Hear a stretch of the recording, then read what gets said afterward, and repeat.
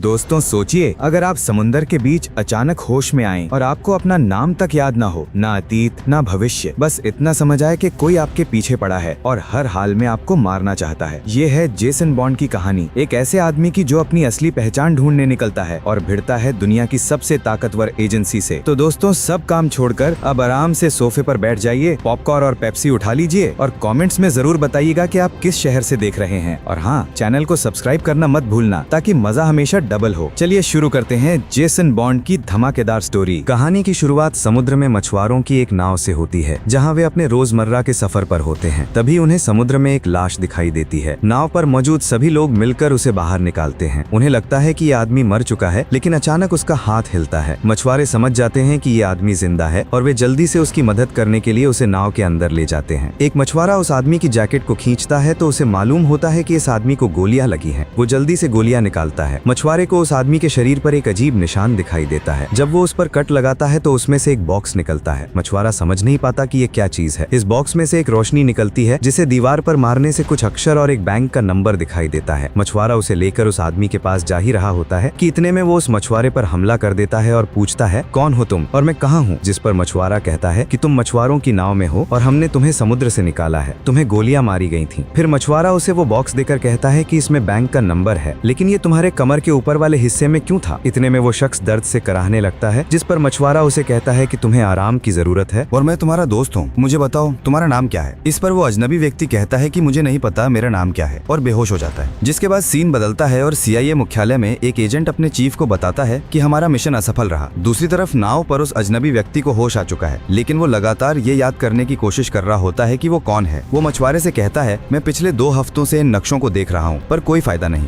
क्योंकि मुझे पता ही नहीं मैं क्या ढूंढ रहा हूँ। कल हम किनारे पर पहुंच जाएंगे और मैं अपना नाम तक नहीं जानता। मछुआरा उस अजनबी को कुछ पैसे देता है और कहता है कि ये तुम्हें स्विट्जरलैंड तक जाने में काम आएंगे। अजनबी व्यक्ति मछुआरे का शुक्रिया अदा करते हुए अपना आगे का सफर शुरू करता है और ट्रेन से सफर करते हुए वो एक शहर में पहुंचता है और रात गुजारने के लिए पार्क में सो जाता है। 2 पुलिस वाले आकर उसे अपने कागजात दिखाने को कहते हैं, जिस पर वो अजनबी पुलिस वालों से कहता है, मेरे सारे कागजात खो गए हैं, मेरा यकीन करो मैं सच कह रहा हूँ। पुलिस वाले उसे हाथ ऊपर करने को कहते हैं, जिस पर वो अजनबी अचानक पुलिस वालों पर हमला करके उन्हें बेहोश कर देता है और वहाँ से भाग जाता है। फिर सीन बदलता है और एक आदमी का इंटरव्यू दिखाया जाता है, जिसमें वो CIA पर आरोप लगाता है कि CIA ने मेरे परिवार और बच्चों को धमकी दी है और मेरे पास इसके सबूत हैं, जो मैं जल्द ही मीडिया के सामने पेश करूंगा। CIA अफसर अपने सीनियर्स को बताता है कि ये अफ्रीका का पूर्व राष्ट्रपति है। जब ये सरकार में था तब भी हमारे लिए मुसीबत था और अब कुर्सी छिन जाने के बाद ये हमारे लिए खतरा बन चुका है। ये अफ्रीका में CIA की तारीख पर एक किताब लिख रहा है और उसमें कई लोगों के नाम सामने आ सकते हैं। ये हमें ब्लैकमेल करना चाहता है ताकि एजेंसी उसकी मदद करके उसे वापस सरकार में ले आए। फिर वो व्यक्ति वहाँ बैठे सभी लोगों से पूछता है कि CIA के डायरेक्टर जानना चाहते हैं कि इन सब बातों में कितनी सच्चाई है, जबकि मैंने उन्हें पहले ही यकीन दिला दिया है कि हम में से कोई ऐसा नहीं कर सकता। मीटिंग के बाद CIA के 2 बड़े अधिकारी आपस में बातचीत करते हैं और उनमें से एक कहता है, मुझे लगता है कोई अफ्रीकी राष्ट्रपति को रास्ते से हटाना चाहता है और कोशिश भी कर चुका है, लेकिन असफल रहा। फिर वो सवाल करता है, क्या ये ट्रेडस्टोन का ही हिस्सा है? जिस पर उसे जवाब मिलता है कि हाँ, हमारा अपने आदमी से संपर्क टूट गया था, लेकिन हम उसे संपर्क बहाल करने की पूरी कोशिश कर रहे हैं। फिर सीन बदलता है और वो अजनबी एक बैंक में जाकर लॉकर में रखे अपने सामान को चेक करने को कहता है। काउंटर पर बैठी लड़की उसे अपना अकाउंट नंबर लिखने को कहती है। इसके बाद वो लड़का लिफ्ट से ऊपर पहुंचता है और वहाँ एक आदमी लड़के को अपना हाथ स्कैन करने को कहता है। फिंगरप्रिंट मैच होने के बाद लड़का अपने लॉकर तक पहुंच जाता है और लॉकर में उसे एक पासपोर्ट मिलता है, जिससे उसे पता चलता है कि उसका नाम जेसन बॉन्ड है और वो पेरिस में रहता है। लेकिन जैसे ही वो लॉकर का ऊपर का हिस्सा उठाता है तो नीचे रखे पैसे, हथियार और अलग अलग पासपोर्ट देखकर हैरान रह जाता है। हर पासपोर्ट पर उसी की तस्वीर अलग अलग नामों और देशों के साथ ही। वो कुछ भी समझ नहीं पाता और जल्दी से सारे पैसे और बाकी चीजें एक बैग में डालता है और काउंटर से पता करता है कि वो आखिरी बार यहाँ कब आया था, जिस पर उसे जवाब मिलता है कि 3 हफ्ते पहले। फिर जेसन जल्दी से वहाँ से निकल जाता है, जबकि बैंक में मौजूद एक आदमी जेसन पर नजर रखता है और फोन पर किसी को जेसन की खबर देता है। जैसे ही जेसन बैंक से बाहर निकलता है तो वो महसूस करता है कि उस पर नजर रखी जा रही है। वो तेजी से वहाँ से किसी सुरक्षित जगह जाने की कोशिश करता है। पुलिस उसका पीछा कर रही है। उसे पास ही अमेरिकी एम्बेसी दिखाई देती है। वो अपना USA वाला पासपोर्ट दिखाकर अंदर चला जाता है, जबकि एम्बेसी की सिक्योरिटी स्थानीय पुलिस को बाहर ही रोक लेती है। अंदर एक लड़की वीजा के लिए काउंटर पर बहस कर रही होती है।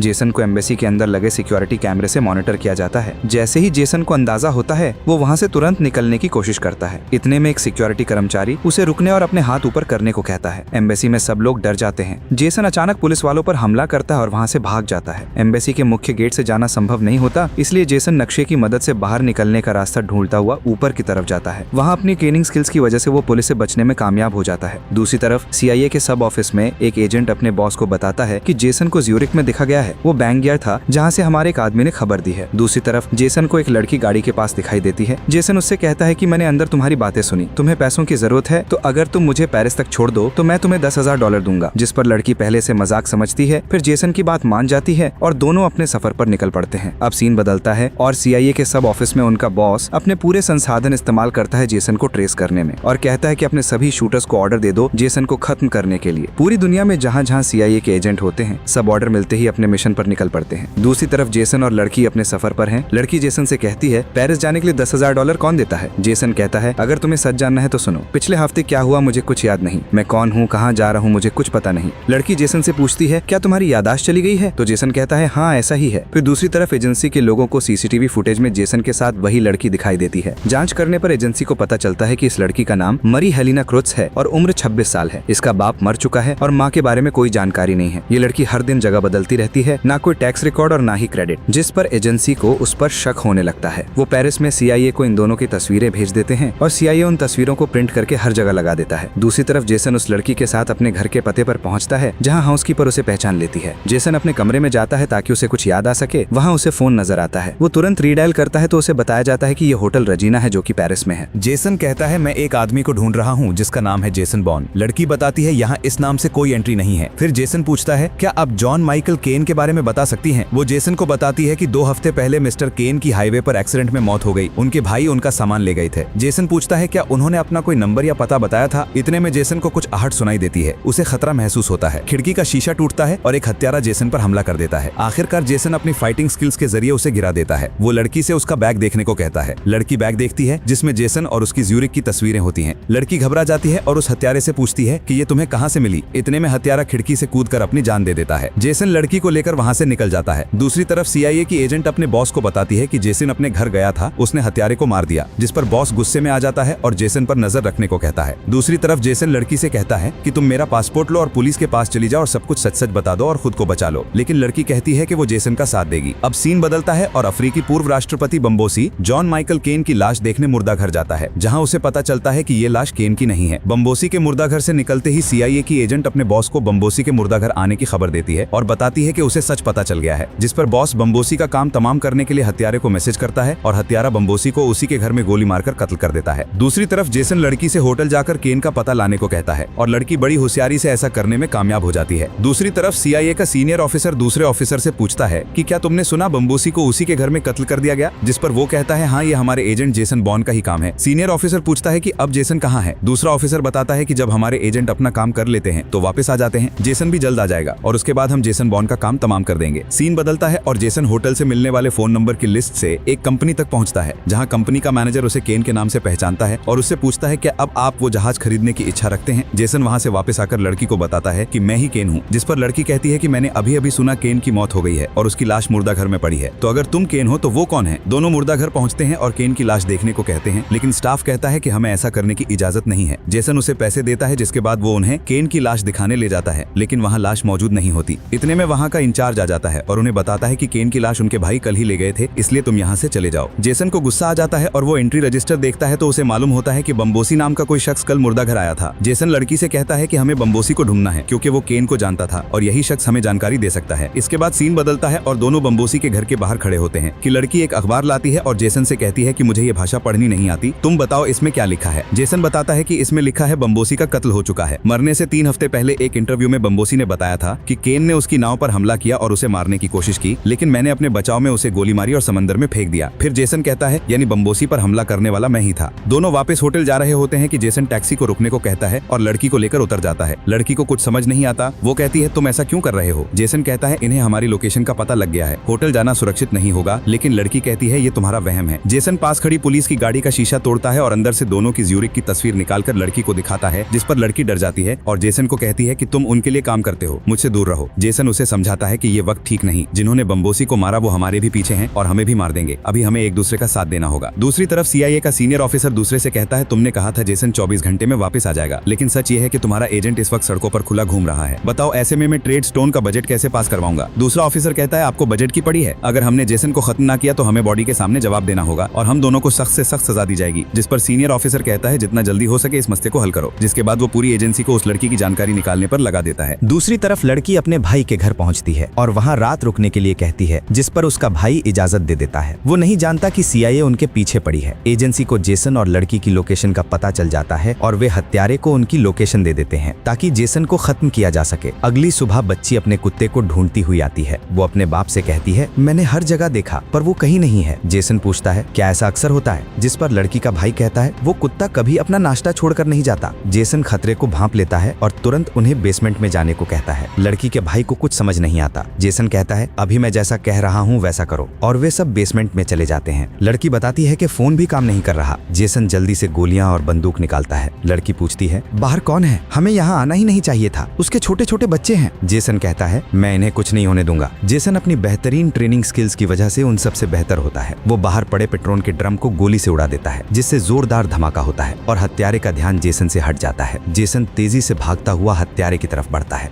हत्यारा जेसन पर गोलियां चलाता है, लेकिन जेसन उनसे बच निकलता है। हत्यारा समझ जाता है ये कोई आम शिकार नहीं। वो अपनी लोकेशन बदलता है, लेकिन जेसन गोली चलाकर परिंदों के शोर से उसका ध्यान भटकाकर उस तक पहुंच जाता है और गोली चलाता है, जो हत्यारे के बाजू पर लगती है। जेसन उससे पूछता है, तुम्हारे साथ और कौन है? जिस पर हत्यारा जवाब देता है, मैं तुम्हारी तरह अकेले ही काम करता हूँ। बताओ तुम कहाँ के कातिल हो, स्पेन, रूस या अमेरिका? जेसन पूछता है, क्या मतलब है तुम्हारा? हत्यारा उसे बताता है, हम दोनों ट्रेडस्टोन में थे। जेसन पूछता है, ट्रेडस्टोन ये क्या है? हत्यारा जेसन से पूछता है, क्या तुम्हारे सिर में अभी भी दर्द होता है? जेसन कहता है, हाँ अक्सर ऐसा होता है। हत्यारा जेसन से कहता है, देखो वो हमें क्या बना देते हैं, और फिर हत्यारा दम तोड़ देता है। लड़की का भाई अपने बच्चों को लेकर वहां से निकल रहा होता है कि जेसन उस लड़की को सारी रकम देकर अपने भाई के साथ जाने को कहता है। लड़की इनकार करती है, लेकिन जेसन उसे कहता है कि वे हमारा पीछा कभी नहीं छोड़ेंगे। तुम किसी ऐसी जगह चली जाओ जहाँ तुम्हें कोई ना जानता हो। वहाँ कोई दोस्त मत बनाना और ना ही ज्यादा बाहर निकलना। लड़की पूछती है, और तुम क्या करोगे? जेसन कहता है, मैं ये सब खत्म करूंगा। जिसके बाद लड़की अपने भाई के साथ चली जाती है। जेसन हत्यारे के बैग से फोन निकालता है और रीडायल करता है, जो सीधा एजेंसी में मिलता है। एजेंट पूछता है, अपना कोड बताओ, लेकिन जेसन खामोश रहता है। वे समझ जाते हैं ये जेसन बॉर्न ही है। जेसन कहता है, जिसे तुमने भेजा था वो मर चुका है, इसलिए तुम जो कोई भी हो बोलना शुरू करो। एजेंट कहता है, तुम क्या कर रहे हो जेसन? तुम्हारे पास दो ही रास्ते हैं, खुद को हमारे हवाले कर दो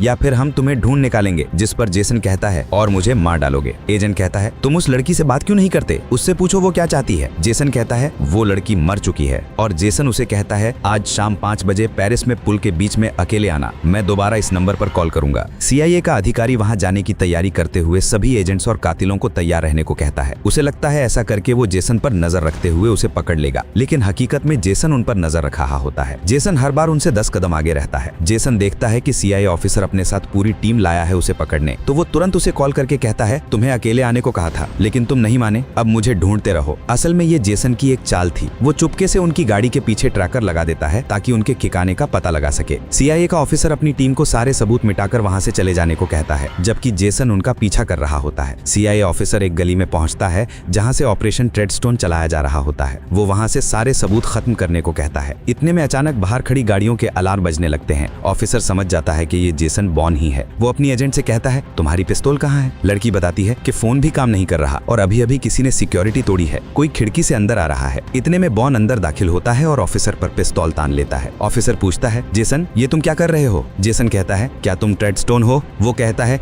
ये तुम क्या कह रहे हो? तुम पागल हो गए हो क्या? जेसन पूछता है, मैं कौन हूँ? ऑफिसर बताता है कि तुम अमेरिकी सरकार की प्रॉपर्टी हो। सरकार ने तुम पर 60 बिलियन रुपए बर्बाद कर दिए। आज कुछ भी हो जाए मैं सच जानकर रहूंगा। मुझे बताओ मार्से में क्या हुआ था? जेसन कहता है, तुमने मुझे बम्बूसी को मारने भेजा था। ऑफिसर कहता है, हम जब चाहें किसी को कहीं भी मार सकते हैं। ये काम मैं इस लड़की से भी करवा सकता हूँ, लेकिन मैंने तुम्हें ये काम इसलिए दिया क्योंकि कत्ल ऐसा होना चाहिए था कि दुनिया को लगे उसके अपने साथियों ने उसे मारा है और तुम ये काम बेहतर कर सकते थे। तुमने ही हमें बम्बूसी के ठिकाने के बारे में बताया था, उसे किस वक्त और कैसे मारा जाएगा। तुमने तय किया था, तुम वहाँ थे जेसन, बम्बूसी की नाव पर। तुम कामयाबी से थोड़ी ही दूर थे, फिर क्या हुआ मुझे बताओ। जेसन को अपना अतीत याद आने लगता है। उसे याद आता है वो बम्बूसी की नाव पर उसे मारने ही वाला होता है कि बम्बूसी की फैमिली को देखकर रुक जाता है। जेसन का जमीर उसे ऐसा करने की इजाजत नहीं देता। इतने में बम्बूसी की सिक्योरिटी जेसन पर हमला कर देती है और जेसन को गोली लग जाती है, जिसके बाद जेसन समंदर में छलांग लगा देता है। अब जेसन को सब याद आ चुका है। वो ऑफिसर से कहता है कि तुम CIA से कहोगे कि जेसन बॉर्न मर चुका है, अब मैं सिर्फ अपनी तरफ हूँ और अगर कोई मेरे पीछे आया